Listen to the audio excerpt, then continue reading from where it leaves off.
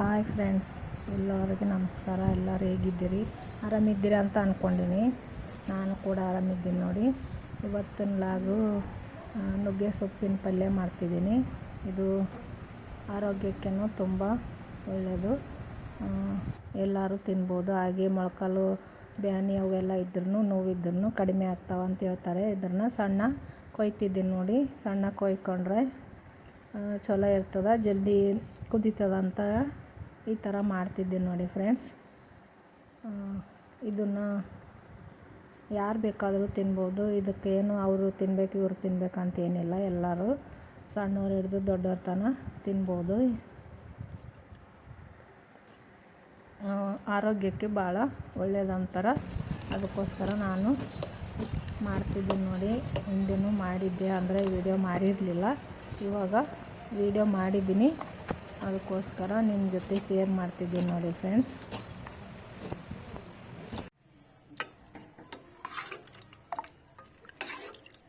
ಬ್ಯಾಳಿ ಕುದಿಯೋಕೆ ಇಟ್ಟೇನೆ ನೋಡಿ ಫ್ರೆಂಡ್ಸ್. ಇದು ನುಗ್ಗೆ ಸೊಪ್ಪಿನ ಪಲ್ಯ ಮಾಡೋಕ್ಕೆ ತೊಗರಿ ಬ್ಯಾಳಿ ಕುದಿಯೋಕೆ ಇಟ್ಟೀನಿ. ಅರ್ಧನೇ ಕುದಿಬೇಕು, ಪೂರ್ತಿ ಏನು ಕುದಿಬಾರ್ದಿದು. ಅರ್ಧ ಕುದಿಸ್ಕೊತೀನಿ. ಇಷ್ಟಾದ್ರೆ ಸಾಕು ನೋಡ್ರಿ. ಅರ್ಧನೇ ಕುದ್ದದ, ಇಷ್ಟು ಕುದ್ರೆ ಸಾಕು. ಆಫ್ ಮಾಡ್ತೀನಿ ಒಲೆ. ಇದು ಕಟ್ಟು ತೆಗೆದು ಪಲ್ಯ ಮಾಡ್ತೀನಿ. ಇದು ಕಟ್ಟು ತೆಗೆದು ಇಟ್ಕೊಂಡೀನಿ ಬೇಳೆ. ಅರ್ಧನೇ ಕುದ್ದವು ನೋಡ್ರಿ. ಇದು ನುಗ್ಗೆ ಸೊಪ್ಪು, ನುಗ್ಗೆ ತಪ್ಪಲು ಅಂತೀವಿ ನಾವು. ಹಂಗೆ ಒಗ್ಗರಣೆಗೆ ಇಟ್ಟೀನಿ. ಎಣ್ಣೆ ಹಾಕ್ತೀನಿ ನೋಡಿ.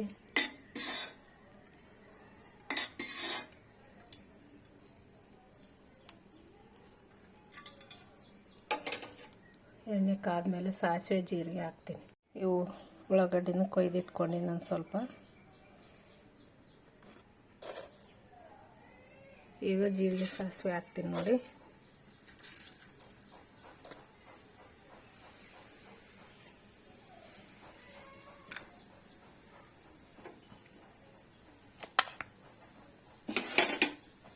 ಇದು ಕಟ್ಟುನು ಸಾಂಬಾರು ಮಾಡ್ತೀನಿ, ಬೇಳೆ ಪಲ್ಯ ಮಾಡ್ತೀನಿ. ಈಗ ಸಿಡಿಕಾಯಿ ನೋಡಿ, ಕರಿಬೇವು ಸೊಪ್ಪು ಹಾಕ್ತೀನಿ, ಹಾಗೆ ಉಳ್ಳಾಗಡ್ಡಿ ಹಾಕ್ತೀನಿ. ಇದನ್ನು ಒಂದು ಸ್ವಲ್ಪ ಹುರ್ಕೋಬೇಕು ಉಳ್ಳಾಗಡ್ಡಿ.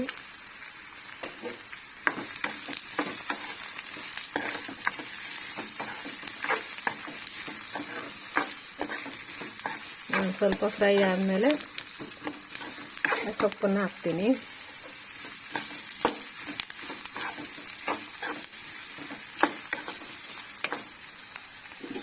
ಇದು ಭಾಳ ಹೆಲ್ತಿಗೆ ಒಳ್ಳೆಯದು ಸೊಪ್ಪು, ನುಗ್ಗೆ ಸೊಪ್ಪು. ನಾವು ವಾರದಾಗ ಒಂದ್ಸರಿ ಅಂದರೂ ಮಾಡ್ತೀವಿ ನೋಡಿ. ಇದನ್ನು ಬೇರೆ ಬೇರೆ ಥರನೂ ಮಾಡ್ಬೋದು. ನಾನು ಈ ಥರ ತೋರಿಸ್ತಿದ್ದೀನಿ ನಿಮಗೆ. ನೀವು ಇಷ್ಟ ಆದರೆ ನಿಮ್ಮ ಮನೆಯಲ್ಲಿ ಮಾಡಿ ನೋಡಿ. ಇಷ್ಟ ಆದಮೇಲೆ ಇಷ್ಟು ಹುರಿದ ಮೇಲೆ ಉಳ್ಳಾಗಡ್ಡಿನ ನುಗ್ಗೆ ತಪ್ಪಲು ಹಾಕ್ತೀನಿ ನೋಡಿ. ಈಗ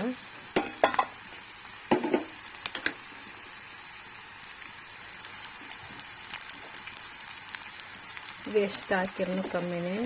ಇದು ತೆಲುಗುನಾಗ ಇದು ನುಗ್ಗೆ ತಪ್ಪಲಿಗೆ ಏನಂತಾರೆ, ನುಗ್ಗೆಕಾಯಿಗೆ ಏನಂತಾರೆ ಗೊತ್ತಾ ನಿಮಗೆ? ಗೊತ್ತಿಲ್ಲ ಅಂದರೆ ಹೇಳ್ತೀನಿ. ಗೊತ್ತಿದ್ದವರು, ಗೊತ್ತಿಲ್ಲದೆ ಇದ್ದವರು ತಿಳ್ಕೊರಿ. ನುಗ್ಗೆ ತಪ್ಪಲಿಗೆ ನುಗ್ಗೆಕಾಯಿಗೆ ಏನಂತಾರೆ ಅಂದರೆ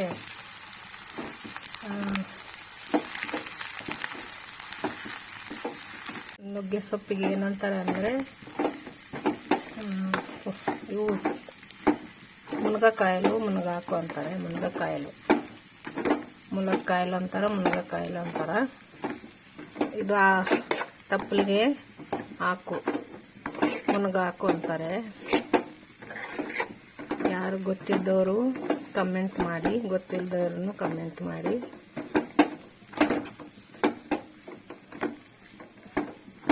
ನಿಮಗೆ ತೆಲುಗು ಪದ ಹೇಳೋದು ಇಷ್ಟನಾ ಇಲ್ಲೋ ಅಂತ ಹೇಳಿ. ಮುಂದಿನಿಂದ ಇಷ್ಟ ಅಂದರೆ ಹೇಳ್ತೀನಿ, ಇಲ್ಲಾಂದರೆ ಇಲ್ಲ. ನೋಡಿ ಇಷ್ಟಾದಮೇಲೆ ಬೇಳೆ ಹಾಕ್ತೀನಿ.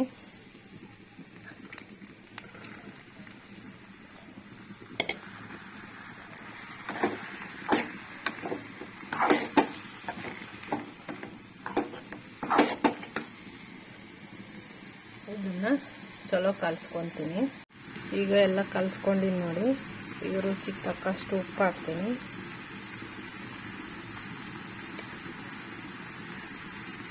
ಇದು ಖಾರಕ್ಕೆ ಎಷ್ಟು ಬೇಕೋ ಅಷ್ಟು ಖಾರ ಹಾಕ್ತೀನಿ. ನೀವು ಹಸಿಮೆಣಸಿನ್ಕಾಯಿನ ಹಾಕೋಬೋದು, ನಾನಿಲ್ಲಿ ಹಾಕಿಲ್ಲ. ಆಗ ಒಂದು ಸ್ವಲ್ಪ ಅರಿಶಿನ ಹಾಕ್ತೀನಿ. ಇದನ್ನು ಚಲೋ ಮಿಕ್ಸ್ ಮಾಡ್ಕೋಬೇಕು. ನೋಡಿ ಆಲ್ಮೋಸ್ಟ್ ರೆಡಿ ಆಯಿತು. ನೀವು ಬೇಕಂದರೆ ನೀರು ಹಾಕ್ಕೋಬೇಕು, ಇಲ್ಲಾಂದರೆ ಇಲ್ಲ. ನಾನೇನು ನೀರು ಹಾಕಿಲ್ಲ. ನೀವು ಗ್ರೇವಿ ಬೇಕಂದ್ರೆ ಹಾಕ್ಬೋದು. ಇದನ್ನು ನಿಮ್ಗೆ ಆಪ್ಷನಲ್ಲು, ಬೇಕಂದ್ರೆ ಹಾಕಿ, ಇಲ್ಲಾಂದ್ರೆ ಇಲ್ಲ. ಶೇಂಗದ ಪುಡಿನ ನಾನು ಹಾಕ್ತಿದ್ದೀನಿ. ನಮಗೆ ಅದು ರೂಢಿ ಎಲ್ಲದಕ್ಕೂ ಹಾಕೋದು. ನಮಗೆ ಇದೇ ಒಂದು ಸ್ವಲ್ಪ ರುಚಿ ಕೊಡ್ತದೆ ಹಾಕಿದರೆ, ಅದಕ್ಕೆ ಹಾಕ್ತೀನಿ ನಾನು ಯಾವಾಗಲೂ. ನಿಮಗೆ ಇಷ್ಟ ಇದ್ದರೆ ಹಾಕ್ಕೊಳ್ಳಿ, ಇಲ್ಲಾಂದರೆ ಇಲ್ಲ. ನೋಡಿ, ಇದು ಹಾಕಿದರೆ ಒಂದು ಟೇಸ್ಟ್ ಇರ್ತದೆ, ಇಲ್ಲಾಂದರೆ ಬೇರೆ ಟೇಸ್ಟ್ ಇರ್ತದೆ. ನಿಮ್ಗೆ ಹೇಗೆ ಬೇಕಾದ್ರೆ ನೀವು ಮಾಡ್ಕೋಬೋದು. ನೋಡಿ ರೆಡಿ ಆಯಿತು ಪಲ್ಯ. ಎಷ್ಟಾದರೆ ಆಯಿತು. ಈಗ ಒಲೆ ಆಫ್ ಮಾಡ್ತೀನಿ ನೋಡಿ.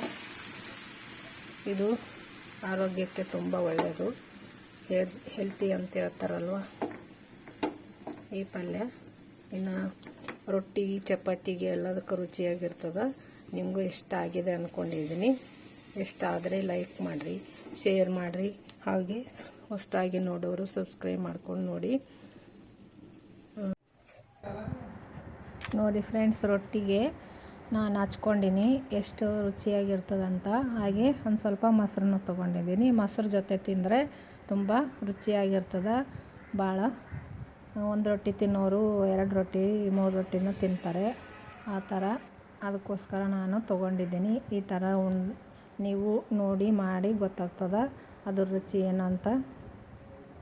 ನೋಡಿ ಯಾವ ಥರ ಆಗಿದೆ ಅಂತ. ಇದಂತೂ ನನಗಂತೂ ಸೂಪರ್ ಆಗಿದೆ. ನೋಡಿ ಫ್ರೆಂಡ್ಸ್, ನೀವು ನಿಮ್ಮ ಮನೇಲಿ ಮಾಡಿ ನೋಡಿ. ಮುಂದಿನ ವಿಡಿಯೋದಾಗ ಸಿಗ್ತೀನಿ.